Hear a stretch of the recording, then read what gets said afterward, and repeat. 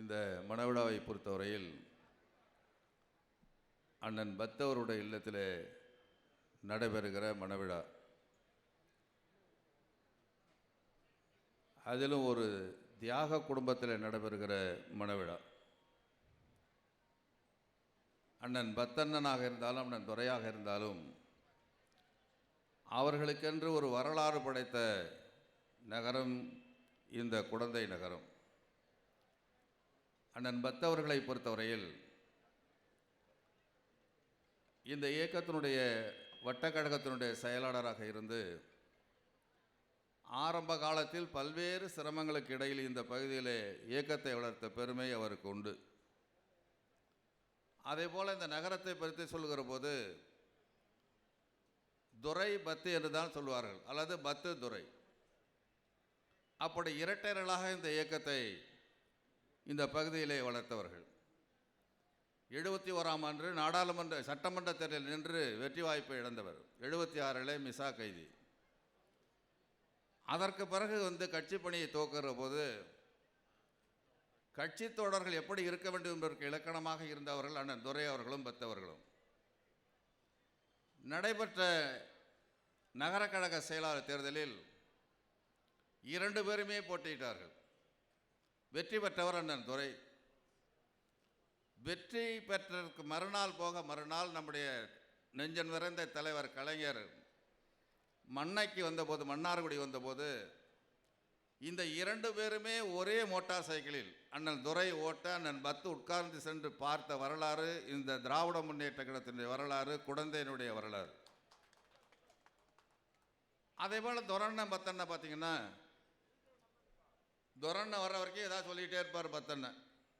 அதை நம்பி நம்ம எதுவும் சொல்லிடக்கூடாது. துரண்ணை பார்த்தா அப்படியே துரண்ணனோட ஒட்டிடுவார். இது இயக்கத்தவங்க எப்படி பின்பற்றணுங்கிறதுக்கு அவங்கெல்லாம் இலக்கணமாக இருந்து போயிருக்காங்க. 89 சட்டமன்ற தேர்தல் முடிஞ்சு நம்முடைய அமைச்சர் பதவி ஏற்கிற நிகழ்ச்சிக்கு எல்லோரும் போனப்போ எங்களோட சேர்ந்து அண்ணன் வந்தார். எனக்கு அது பசுமையாக நினைவு இருக்குது. மீன் சுருட்டியில் டீ குடிச்சு நிற்கிறப்போ பார்த்தோம். போய் அந்த விழாவில் கலந்துட்டு வந்ததுக்கப்புறம் தான் அவருடைய மறைவு. அந்த குடும்பத்து நிலையை நீங்கள் எண்ணி பார்க்கணும். ஒரு குடும்பத் தலைவனை திடீர்னு இறந்த ஒரு குடும்பம், அந்த குடும்பத்தை தன்னுடைய குடும்பமாக அரவணைத்து கொண்டு சென்றது நம்முடைய மாண்புமிகு அமைச்சரும் அண்ணன் துரை அவர்களும். அண்ணன் துரை அவர்களை பொறுத்தவரையில் ஒரு பெருந்தன்மைக்கு சொல்கிறேன். அவரும் நகரமன்ற உறுப்பினர், தமிழும் நகரமன்ற உறுப்பினர். அப்பொழுது தலைவராக தலைமையிலிருந்து அறிவிக்கப்படுது தம்பி தமிழ. வேற யாராவது இருந்தால் ஒரு மாதிரியாக எடுத்துருப்பாங்க. தலைமை அறிவித்த தம்பி தமிழை நகரமன்ற தலைவராக ஏற்றுக்கொண்ட மனோபாவம் அண்ணன் துரைக்கு இருந்துச்சு. நம்ம தான் நகரமன்ற தலைவர் ஆகிட்டமேன்னு இல்லாமல் எப்போதும் போல தன்னுடைய தந்தையாகவே அண்ணன் துரையை பாவித்து நடந்து கொண்டது தம்பி தமிழ். இங்கே நம்முடைய ஜெயபால் சொன்னாப்புல, தமிழ்கிட்டேருந்து கற்றுக்க வேண்டியது நிறைய இருக்குது. வயசு கம்மியாக இருக்கலாம், பத்தனை உணர்ச்சி வயப்படும். நம்முடைய தமிழ்கிட்ட உணர்ச்சியே நீங்கள் பார்த்துக்க முடியாது, உள்ளுக்குள்ளே இருக்கும். அது எல்லாருக்கும் இருக்கும். அதே போல் ஒரு வாய்ப்பு நகரமன்ற தலைவர் கிடைக்கலங்கிறப்போ அப்படியே தான் இருப்பார். கேட்டால் ஒரே பதில், தலைவர் சொல்லிட்டாங்க, தலைமை சொல்லியாச்சு, முடிஞ்சு. இப்போ கூட நீங்கள் பாருங்கள், இப்போ இளைஞர் தலைவர் வர முடியல, பத்தனானா இருந்தால் அடி புலம்பி தீர்த்துருப்பார். அதையும் சர்வசாரமாக எடுத்துட்டார். அதே போல் அவருக்கு பிறகு இந்த குடும்பத்தை தாங்கிய பெருமை நம்முடைய அம்மாவுக்கு சாரும். அதெல்லாம் சாதாரண விஷயம் இல்லை. அந்த குடும்பத்தை இந்த நிலைக்கு கொண்டு வந்தது அவங்களுடைய பண்பும் ரொம்ப அதிகம்.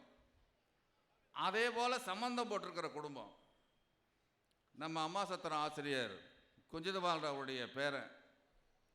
நான் நேற்றுலேருந்து பார்த்துட்ருக்கேன். நான் காலையிலையும் வந்தேன், சாயங்காலமும் வந்தேன். இந்த அம்மா சத்திர ராசும் நம்முடைய நீலமேகமும் அந்த மாப்பிள்ளை விட்டு நவரவே இல்லை. இன்னும் சொன்னால் ஒரு அருமையான பொருத்தமான மணமக்கள் ஜோடி. யாராவது கண்ணு பட்டுற போது இது எல்லா வகையிலும் தமிழ் குடிச்சு வச்சவர். நான் இந்த நேரத்தில் கேட்டுக்கிறது, ஒரு கட்சியில் எப்படி இருக்கணும், கட்சியில் வர நல்லது கெட்டதை எப்படி எடுத்துக்கணுங்கிறதுக்கு எந்த உதாரணத்தையும் எடுத்துக்கவில்லை. தமிழே உதாரணம் என்று சொல்லி மணமக்கள் மட்டுமல்ல, இந்த குடும்பமும் சிறப்பாக வாழ வேண்டும் என்று வாழ்த்தி நிறைவு செய்கிறேன். வணக்கம். நன்றி.